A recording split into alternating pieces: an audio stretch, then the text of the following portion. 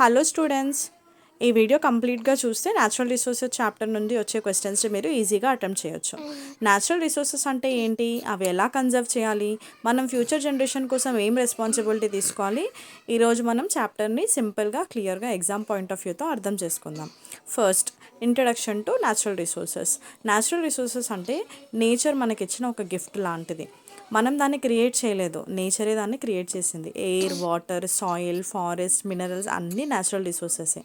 ఇవి లేకపోతే human life అనేది పాసిబుల్ కాదు, కాబట్టి దాన్ని కన్జర్వ్ చేయడం చాలా ఇంపార్టెంట్. ఇప్పుడు types of natural resources. Natural రిసోర్సెస్ని రెండు మెయిన్ కేటగిరీస్గా మనం డివైడ్ చేస్తాం. ఫస్ట్ రెన్యూవబుల్, ఇంకొకటి నాన్ రెన్యూవబుల్. రెన్యూవబుల్ అంటే మళ్ళీ దొరికేవి, ఎగ్జాంపుల్ సన్లైట్ కానీ విండ్ కానీ.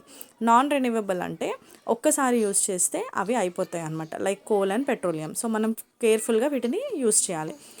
అలాగే ఇన్ఎగ్జాస్టబుల్ అండ్ ఎగ్జాస్టబుల్. ఇన్ఎగ్జాస్టబుల్ అంటే మనం వాడినా కూడా అయిపోని వాటిని రిసోర్సెస్ అంటాము. ఎగ్జాస్టబుల్ అంటే వాడుతున్న కొద్దీ ఎండ్ అయిపోయేవి. Next forest resources. ఫారెస్ట్ అనేది మన లైఫ్కి ఒక ఇంపార్టెంట్ అనమాట, ఎందుకంటే అవి ఆక్సిజన్ ఇస్తాయి, రెయిన్ఫాల్స్ని మెయింటైన్ చేస్తాయి, మెయిన్గా టింబర్, మెడిసిన్స్, ఫుడ్ అండ్ షెల్టర్ని ప్రొవైడ్ చేస్తాయి. కానీ డిఫారెస్టేషన్ వల్ల ఏమవుతుందంటే క్లైమేట్ చేంజ్ అయ్యి సాయిల్ ఎరోషన్ అండ్ ఫ్లడ్స్ అనేవి వస్తున్నాయి. కాబట్టి డిఫారెస్టేషన్ అనేది చెయ్యొద్దు, అఫారెస్టేషన్ చాలా important. Next, sustainable management of forest అంటే conservation, afforestation, social forestry, wild life protection. Sustainable management అంటే ఫ్యూచర్ జనరేషన్స్కి కూడా రిసోర్సెస్ అవైలబుల్గా ఉండాలని ప్లాన్ చేసి యూజ్ చేయడం. చెట్లు నరకడం కాకుండా కొత్త చెట్లను నాటాలి, వైల్డ్ లైఫ్ని ప్రొటెక్ట్ చేయాలి, ఇది మన రెస్పాన్సిబిలిటీ. ఇప్పుడు వాటర్ రిసోర్సెస్. వాటర్ లేకుండా లైఫ్ అయితే పాసిబుల్ కాదు. సో సోర్సెస్ ఆఫ్ వాటర్ని పెంచాలి, like ground water, rivers, lakes main sources. Over use వల్ల ఏమవుతుంది, వాటర్ అనేది స్కార్సిటీ వస్తుంది, అంటే వాటర్ తగ్గిపోతుంది. ఇండస్ట్రియల్ వేస్ట్, సీవేజ్ వల్ల పొల్యూషన్ వాటర్లో పెరిగిపోతుంది. ఇప్పుడు dam and water management. Dams irrigation, electricity, flood కంట్రోల్కి చాలా యూజ్ అవుతాయి. కానీ డిస్ప్లేస్మెంట్ మరియు ఎన్వైర్మెంటల్ డ్యామేజ్ అనేది చాలా జరుగుతుంది. కాబట్టి రెయిన్ఫాల్ వాటర్ని హార్వెస్ట్ చేసుకోవడం అనేది బెస్ట్ సొల్యూషన్ దీనికి. ఇప్పుడు soil resources. Formation of soil, importance of soil, soil erosion, prevention of soil erosion గురించి చూద్దాం. సాయిల్ ఫార్మ్ అవ్వడానికి థౌజండ్స్ ఆఫ్ ఇయర్స్ అనేది పడుతుంది. ఫుడ్ ప్రొడక్షన్ సాయిల్ మీద మాత్రమే డిపెండ్ అయి ఉంటుంది. డిఫారెస్ట్రేషన్ వల్ల సాయిల్ ఎరోషన్ జరుగుతుంది. సో దీనికి సొల్యూషన్ కౌంటర్ ప్లఫింగ్ అండ్ అఫారెస్ట్రేషన్తో దీన్ని మనం కంట్రోల్ చేయొచ్చు. ఇప్పుడు మినరల్ రిసోర్సెస్. మినరల్స్ ఇండస్ట్రీకి బ్యాక్ బోన్ లాంటివి. ఐరన్, కాపర్, బాక్సైట్ ఇవి ఇంపార్టెంట్ మినరల్స్. ఇవి నాన్ రినవబుల్ సోర్సెస్ కాబట్టి కేర్ఫుల్గా యూస్ చేయాలి. ఇప్పుడు coal and petroleum. Coal and పెట్రోలియంని ఫాజల్ ఫ్యూయల్స్ అని పిలుస్తాం, ఎందుకంటే million of years of formation జరిగింది.